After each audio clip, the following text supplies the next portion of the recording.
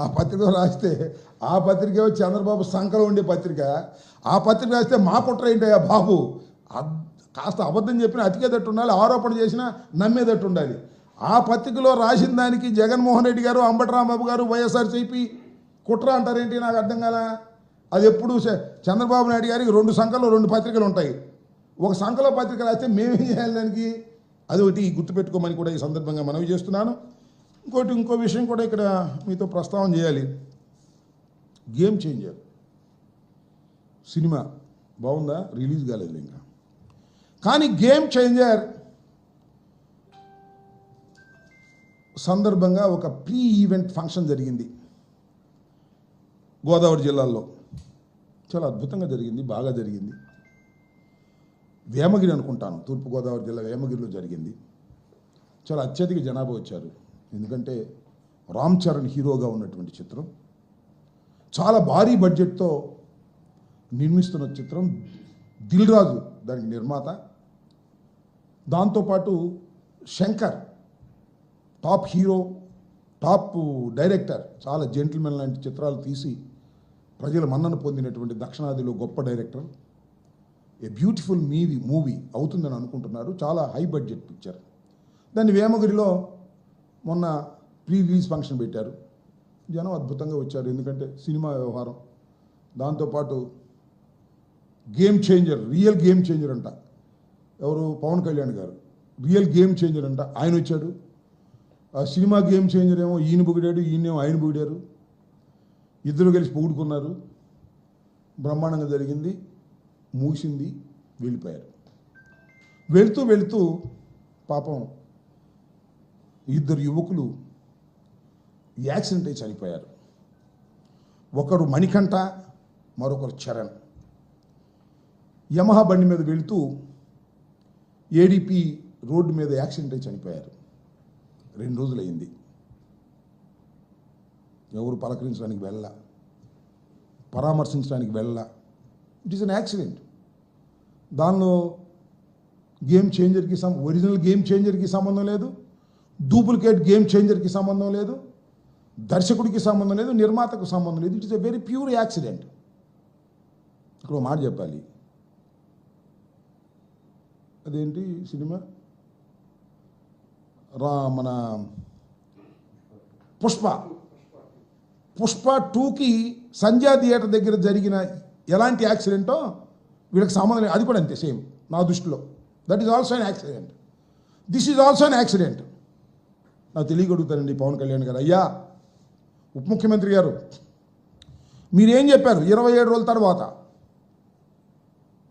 27 రోజుల తర్వాత సాక్షి మన పుష్ప హీరో అరెస్ట్ అయిన 27 రోజుల తర్వాత మీరేం చెప్పారంటే, గోరుతో పోయేది గొడ్డలిగా చేసుకున్నారు, యూనిట్ వెళ్ళి పలకరిస్తే పోయేది కదా, ఎందుకు పలకరించలేదు, ఇది తప్పు కదా అన్నారు.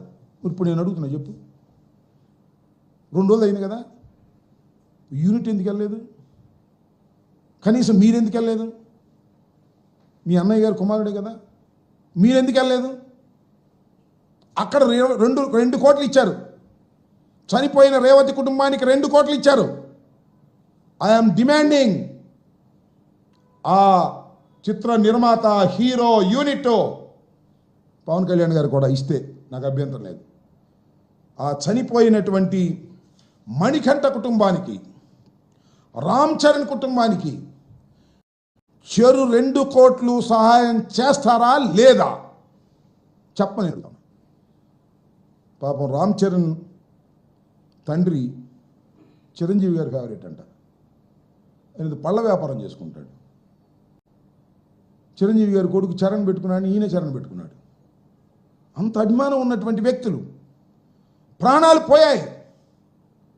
వారి కుటుంబాలు చేంజ్ అయిపోతున్నాయి. పేద కుటుంబాలు. ఇవ్వండి.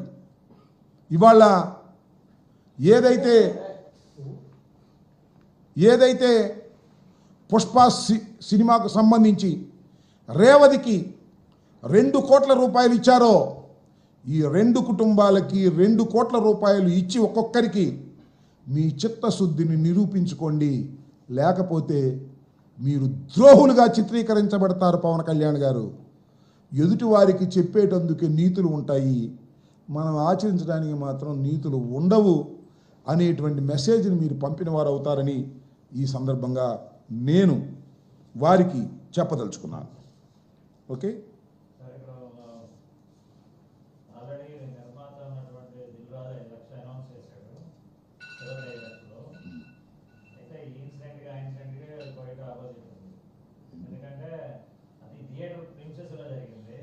ఇక్కడ అర్థమైంది. థియేటర్ ప్రిమిసెస్లో జరిగిందా, అవుట్ జరిగిందా కాదు. What is the cause of that? ఆ రోజున పుష్ప సినిమా దగ్గరికి పుష్ప హీరో వెళ్ళకపోతే అది జరిగేది కాదు. ఓకే.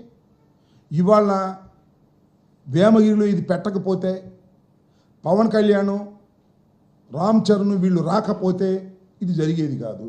దానికి దీనికి దూరం ఎంత ఉంది? కాదు. ప్రాణాలు, అక్కడ ప్రాణాలే, ఇక్కడ ప్రాణాలే.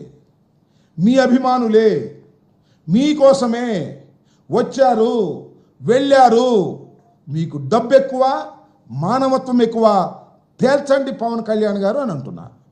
అదేంటి పవన్ కళ్యాణ్ గారు ఒక గొప్ప స్టేట్మెంట్ ఇచ్చాడు. ఆ ఏడీపీ రోడ్లోనంట రోడ్డు దెబ్బతిందంట, అందుకు చచ్చిపోయారని చెప్పాడు. ఇందాక నేను కనుక్కున్నా అక్కడ మా వాళ్ళందరినీ, బ్రహ్మాండంగా ఉందంట రోడ్డు. మరి రోడ్డు మీద నెట్టేస్తావే, మీ దుంపదేగా పవన్ కళ్యాణ్ గారు, డిప్యూటీ సీఎం గారు. అయ్యా, రోడ్డు మీదకి నెట్టేసి తప్పుకుందాం అనుకుంటున్నావే? నీ అభిమానులు ఇద్దరు చనిపోతే వారి ప్రాణాలకు విలువ ఇవ్వా? వైఎస్ఆర్ కాంగ్రెస్ పార్టీ రోడ్డు సరిగ్గా వేరేది కాబట్టి చనిపోయారంటావా? ఏమిటి అన్యాయం? మొన్న నారా చంద్రబాబు నాయుడు గారు ఒక స్టేట్మెంట్ ఇచ్చారు. పండుగ సమయానికి ఏ నియోజకవర్గంలో అయినా రోడ్లు గుంటలుగా ఉంటే దానికి బాధ్యత ఆ ఎమ్మెల్యేలు వహించాలన్నాడు. ఇదేనా?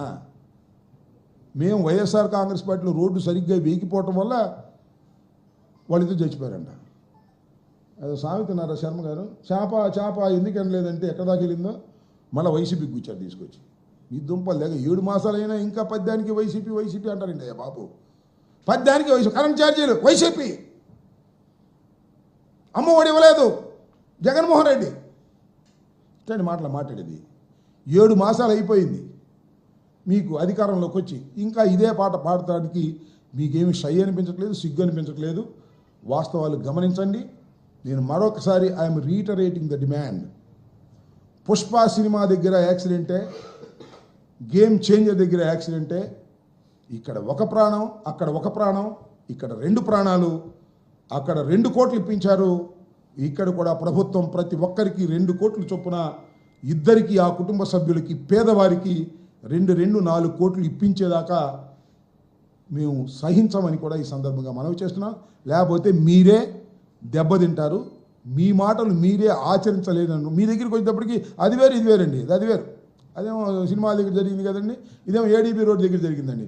ఇది ఎగ్గొట్టేద్దాం. అక్కడ ప్రాణాలు కాదు, ఇక్కడ ఈ ప్రాణాలు